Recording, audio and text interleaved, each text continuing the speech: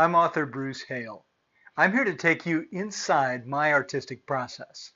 Now, I don't know if your artistic process is the same as mine, but mine always starts something like this. I finish a project, I send it off, I've done the final edit, and then it's time to start something new. So, I look into my idea file. And if you haven't been keeping an idea file, that's a great thing to keep. And I look through there until I find something that I think, hey, this sounds fun. This has got some juice. It'll make a good book.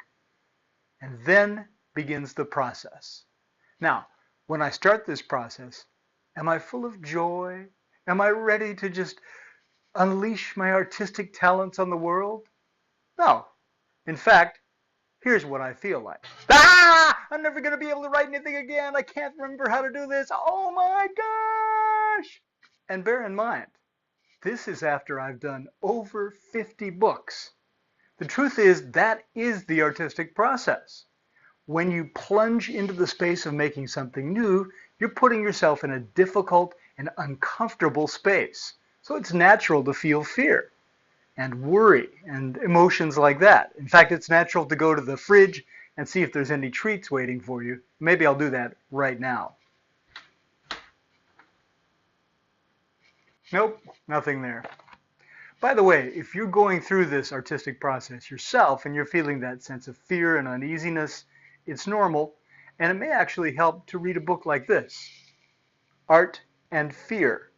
Very helpful stuff about dealing with that uneasy side of the artistic process. And in fact, part of the reason I'm doing this video is I want to remind myself that every time I do a book, I go through the exact same process. In fact, the Pulitzer Prize winning author John Steinbeck once said, every time I sit down and begin to face the impossibility of writing 500 pages, I feel this sinking feeling and I know I can't do it. And this is from a guy who won the Pulitzer Prize.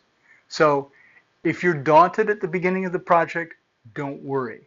That's part of the process. So my artistic process begins something like this, with a lot of thinking. And it may not even look like I'm working, but still, I'm working. I'll give you an example.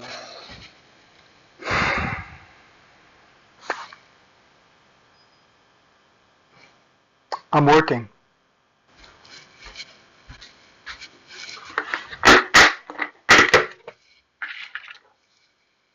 I'm working.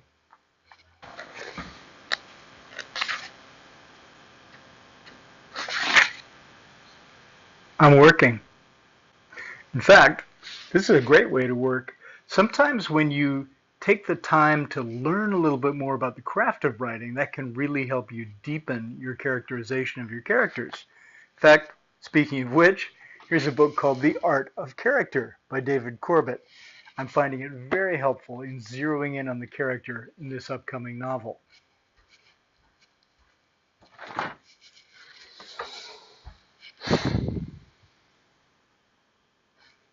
I'm working.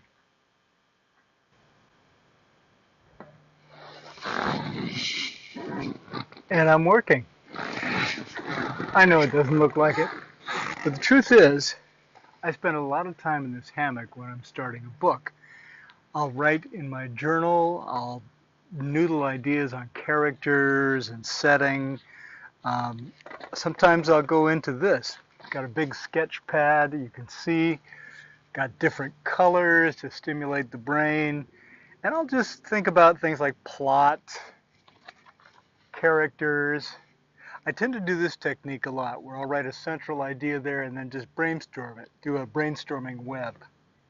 So this is the process of creating a book. Lots of resistance, lots of time sitting around looking like you're not working when you're actually working. It's a weird process, but somehow it all comes together. Sometimes you just have to take a little doggy break. Yes, sir, puppy.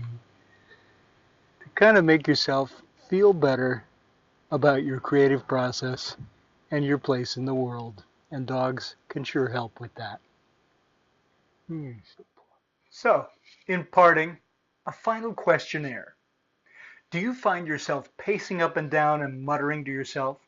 Do you find yourself trimming your nails, organizing your files, or heading to the fridge to see if somebody miraculously added some ice cream since the last time you checked.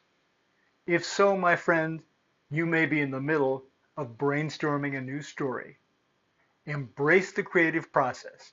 It's messy, sometimes it's challenging, but it's worth it because that's how stories are born. So until next time, this is Bruce Hale saying, happy writing!